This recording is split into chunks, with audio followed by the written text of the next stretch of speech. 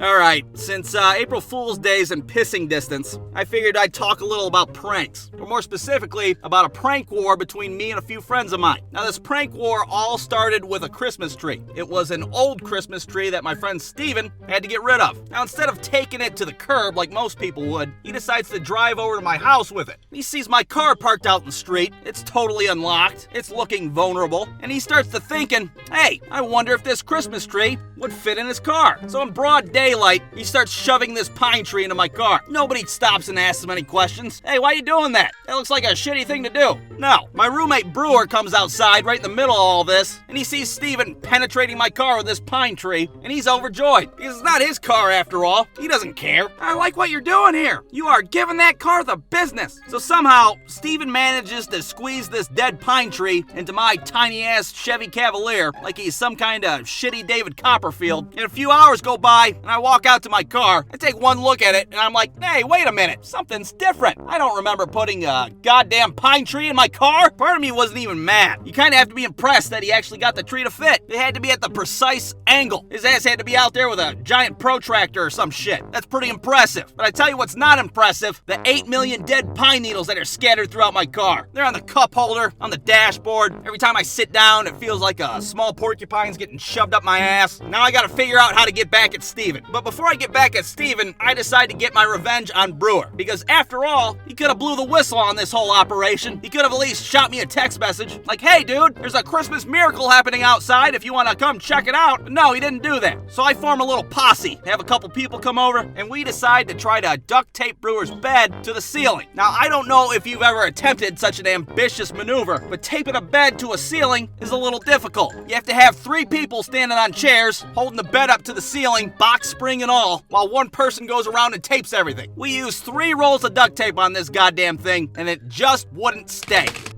God damn it. Well, I guess we're gonna have to use plan B. Plan B was we're just gonna steal his bed and hide it somewhere. And then, since we're so goddamn funny, we're gonna put a piece of bread where his bed used to be, and then we're gonna drive to his work and leave a note in his car. And the note says, you look tired, go to bread. God damn it, we are comedic geniuses. Now, I can only imagine the look on his face when he read that weird cryptic-ass message that we left in there. You look tired, go to bread. What in tarnation does that mean? But I'm sure it made perfect sense when he got home and had to go on a shitty little scavenger hunt for his bed. But you bet your ass he did find it, because a slice of Wonder Bread makes a shitty place to sleep. Okay, cross Brewer off the list. Now on to Steven. But before I could get back at Steven, for whatever reason, my friend Cody decides to throw his hat in the ring. He wants to get involved in this prank war. So the next day I'm at work making pizzas, and Cody shows up and he wants a pizza. So I make him a nice little pizza, and I don't even spit in it because I'm a gentleman, what can I say? But before he leaves, he decides he's gonna go to my car and he's gonna draw a big old wiener on my back windshield with window chalk. So a few hours go by and I leave for work and I'm totally oblivious. Hell, it's not until I'm in the middle of traffic at a red light when I look in my rearview mirror and notice it. What in tarnation is that? Oh man, it's a big dingus. Everybody on the street can see it. People are honking their horns and shit. Hey, that's quite the wiener decal you got there.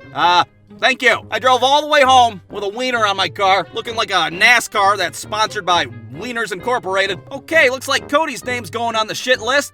I call him up in the middle of the night. I'm gonna get you back. You're not gonna know when, and you're not gonna know how, but I'm gonna get you back. You drew a wiener on my car, and you soiled my reputation, goddammit, I'm gonna get you! But Cody was easy to get back. All I had to do was get some window chalk of my own and write, I drink pee on his bumper, right before he'd leave work. I did that sporadically for like a month. I also wrote shit on Brewer's car too, because, well, what the hell, why not? Okay, so back to revenge on Steven, because after all, he's the one that started this whole goddamn mess, having the 12 days of Christmas in my Cavalier. So me and Brewer are sitting there one night thinking, well, what's worse than drawing a big wiener on his car? How about drawing 1,000 tiny wieners on his car? That is a great idea. You are a goddamn genius. So that was the plan. Me, Brewer, his girlfriend, and my cousin David, we're all gonna sneak over to Steven's house at 2 in the morning, and by golly, we're gonna draw as many wieners as we can on his Ford Contour. So we're out there sneaking around in the dark, like SEAL Team 6, markers in hand, ready to draw some wieners, and there's his car, looking vulnerable just like mine was. So we get to wiener drawing. Some of them have smiley faces, some of them look like they've been hit by a car. In 15 minutes, we covered every square inch of that car with a phallus. Job well done, gang. Let's hit the road. The morning rolls around, and Steven's uncle pulls up in front of the house. He's the first one that gets to lay eyes on the Wienermobile parked out front. Oh my God, what kind of shit is my nephew getting himself involved in? He goes inside and tells Steven's mom, "Hey, there's a bunch of wieners on your son's car." "What?" "Steve's car, there's a bunch of dicks all over it." Like severed dicks?" No,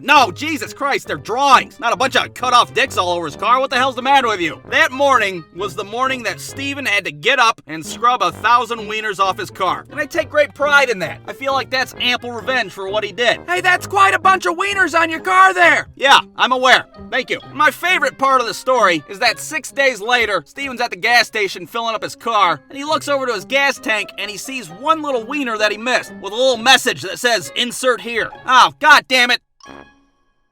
Brewstew.com